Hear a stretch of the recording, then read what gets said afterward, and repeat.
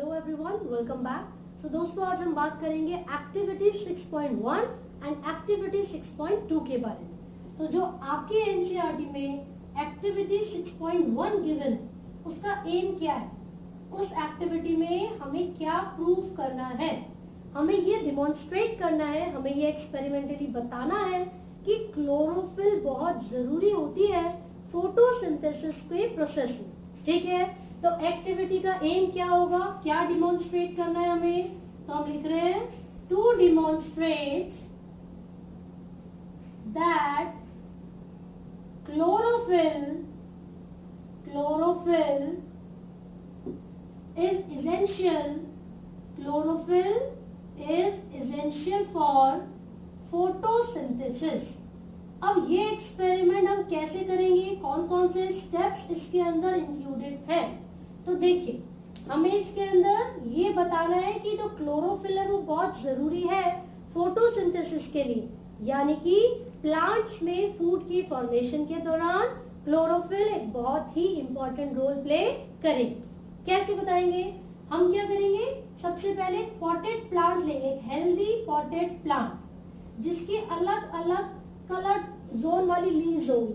जैसे कि अगर कोई लीफ है, कोई पत्ती है हमारे पास, आधी जगह से ये ग्रीन है, येलो है, ग्रीन, अलग अलग शेड्स होती हैं जिसमें, है ना, उसको वेरिजेटेड लीफ कहा जाता है। ठीक है, वेरिजेटेड लीव्स।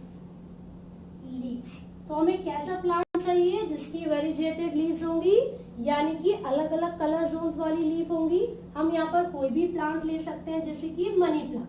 आपकी एनसीईआरटी में एक दो एग्जांपल्स गिवन है, तो हमने क्या किया, कोई एक ऐसा प्लांट लिया है जिसमें अलग अलग कलर शेड्स वाली लीव्स प्रेजेंट होती हैं। अब हम क्या करेंगे, अब हम इस प्लांट को 3 दिन के लिए, यानी कि 3 डेज के लिए एक डार्क रूम में रखेंगे, एक अंधेरे वाले रूम में रखेंगे, ताकि जो भी स्टार्च, जो भी फूड बचा हुआ था उस प्लांट की लीव्स में, वो सारा यूज अप हो जाए, वो सब कंज्यूम हो जाए। ठीक है, तो नेक्स्ट स्टेप क्या होगा, keep the plant in dark room. Plant को कहाँ रखना है, डार्क रूम में। कब तक के लिए, फॉर 3 डेज, 3 दिन के लिए। अब इन 3 दिन में क्या होगा, जो भी स्टार्च इसके अंदर प्रेजेंट था वो कंज्यूम हो जाएगा, वो सारा इस्तेमाल हो जाएगा 3 दिनों के अंदर। अब हम क्या करेंगे, now we will keep the plant outside. अब उस डार्क रूम से प्लांट को हम बाहर लाएंगे और 6 घंटे के लिए सनलाइट में रखेंगे, है ना, सनलाइट में रखेंगे फॉर 6 आवर्स। 6 घंटे के लिए प्लांट को सनलाइट में रखा जाएगा, और सनलाइट में प्लांट क्या करेगा, फोटोसिंथेसिस करेगा। और इसी दौरान हमें एक स्टेप करना है, वो स्टेप क्या है, mark the green regions. Mark जो भी ग्रीन कलर का एरिया है, ठीक है, या फिर जो भी ग्रीन कलर का रीजन होता है लीफ के अंदर, हमें उसे मार्क करना। अब हम ऐसा क्यों मार्क कर रहे हैं, क्योंकि हमें ये पता है कि जो क्लोरोफिल पिगमेंट होती है उसका कलर क्या होगा, ग्रीन होगा। ठीक है, अब हमने ग्रीन एरिया को मार्क कर लिया है। नाउ उस वाटर को बॉइलिंग वाटर में, इस लीफ को, सॉरी, बॉइलिंग वाटर में लीफ को ऐड करेंगे। The leaf is added into the boiling water. ऐसा क्यों कर रहे हैं हम, बॉइलिंग वाटर में लीफ को ऐड करने का क्या मतलब है, so that the leaf is dead, ताकि वो जो लीफ है वो डेड हो सके। ठीक है, बॉइलिंग वाटर में लीफ को इसलिए डाला गया है ताकि वो डेड हो सके। एंड नाउ अब हमने उस लीफ को, जिसको बॉइलिंग वाटर में इमर्स किया था, उसको एक कंटेनर में, एक बीकर में पहुंचाएंगे, बीकर विद अल्कोहल। उस बीकर में क्या प्रेजेंट है, अल्कोहल। जैसे कि मैं यहाँ पर एक बना के दिखा रही हूँ आपको, ये वाटर बाथ है, ये एक ऐसा कंटेनर है जिसके अंदर वाटर प्रेजेंट होगा। अब हमने यहाँ पर एक बर्नर लिया हुआ है, बर्नर वो होता है जिससे हम हीट प्रोवाइड करवा रहे हैं। ठीक है, ये हीट दे रहा है, बर्नर जल रहा है। अब हमने उस बीकर को इस वाटर बाथ के अंदर रख दिया, उस बीकर को, जिस बीकर के अंदर अल्कोहल है, और हमारी लीफ यानी कि हमारी पत्ती उसी अल्कोहल में हमने डिप कर दी। अब हम क्या करेंगे, हम इस बीकर को जिसमें अल्कोहल है उसको वाटर बाथ में रखेंगे ताकि जब ये बर्नर ऑन होगा तो जो अल्कोहल इसके अंदर प्रेजेंट है वो बॉईल होना शुरू हो जाए। तो हमने क्या किया, कीप द बीकर, बीकर में क्या था, अल्कोहल, इन अ वाटर बाथ, इन अ वाटर बाथ अंटिल, कब तक रखना है, अंटिल अल्कोहल स्टार्ट्स बॉइलिंग, तब तक रखना है जब तक अल्कोहल बॉईल करना शुरू ना कर दे। भाई एक सिंपल सी बात है, उबलते हुए पानी में हमने लीफ को इसलिए रखा था ताकि वो लीफ डेड हो जाए, राइट। अब लीफ तो डेड हो चुकी है तो अल्कोहल में क्यों रखा हमने, अल्कोहल में इसलिए रखा ताकि क्लोरोफिल ब्रेक डाउन कर जाए। अल्कोहल में क्यों रखा, for the break down of chlorophyll, break down of chlorophyll. समझ आया यहाँ तक।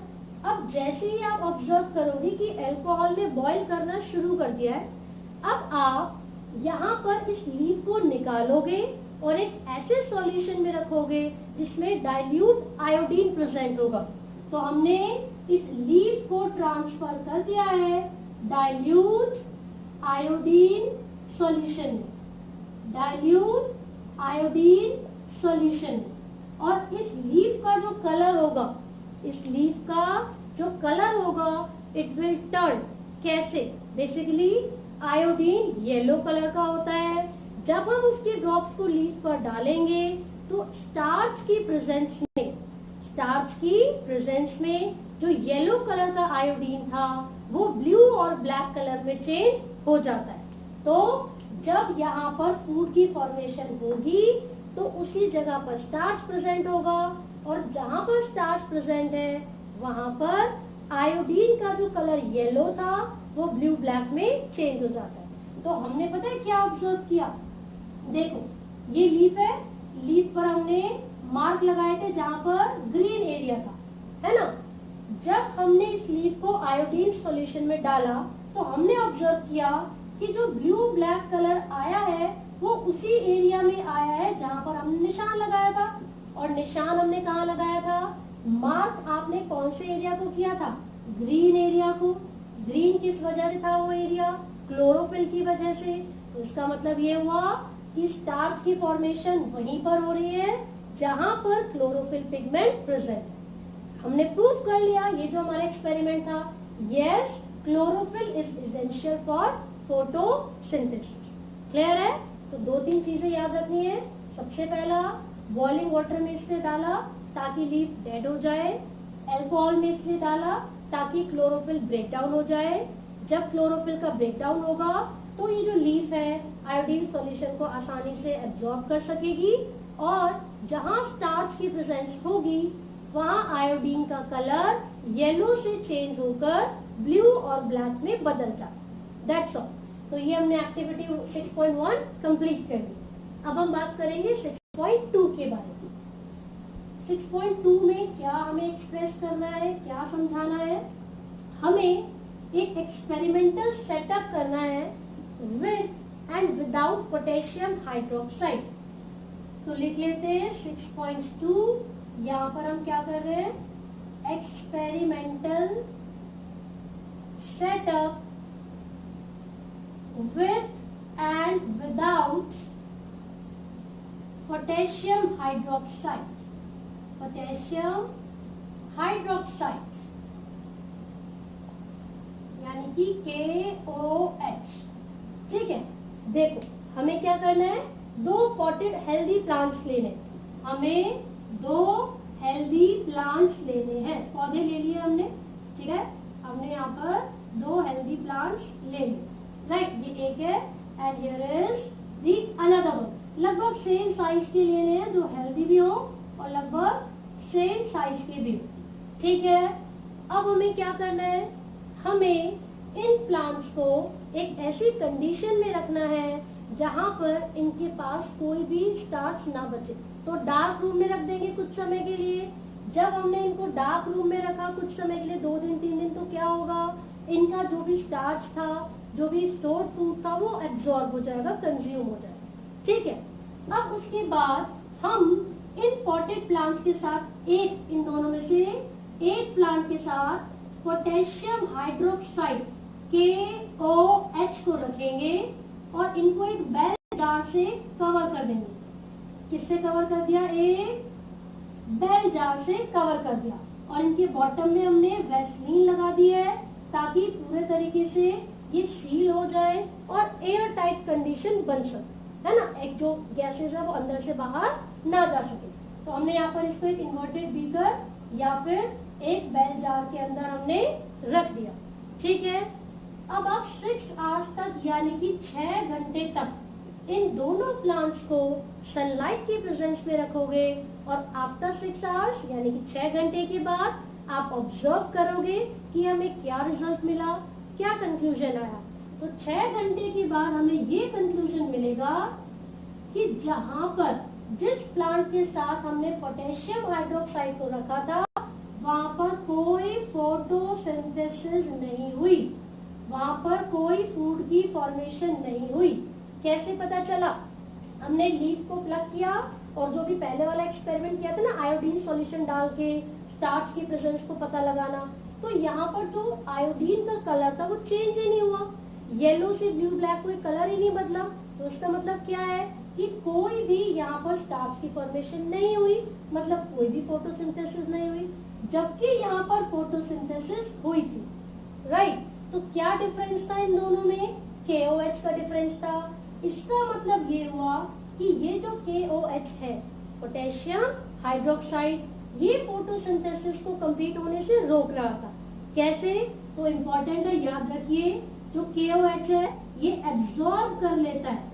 KOH absorbs atmospheric CO2, atmospheric carbon dioxide, और जब प्लांट को CO2 मिलेगी ही नहीं तो ग्लूकोज की फॉर्मेशन कैसे होगी? फोटोसिंथेसिस नहीं हो पाएगी। तो आपको ये याद रखना है कि KOH पोटेशियम हाइड्रोक्साइड एक ऐसा केमिकल है, एक ऐसा कंपाउंड है जो कि एटमॉस्फेरिक CO2 को एब्जॉर्ब कर लेगा और प्लांट को फोटोसिंथेसिस नहीं करने देगा। सो दिस इज ऑल, ये दोनों एक्टिविटीज हमने पढ़ ली है। आई होप आपको ये समझ में आई है। इन केस आपको कोई भी डाउट है तो आप कमेंट कर सकते हैं। And do not forget to like, share and subscribe. Thank you.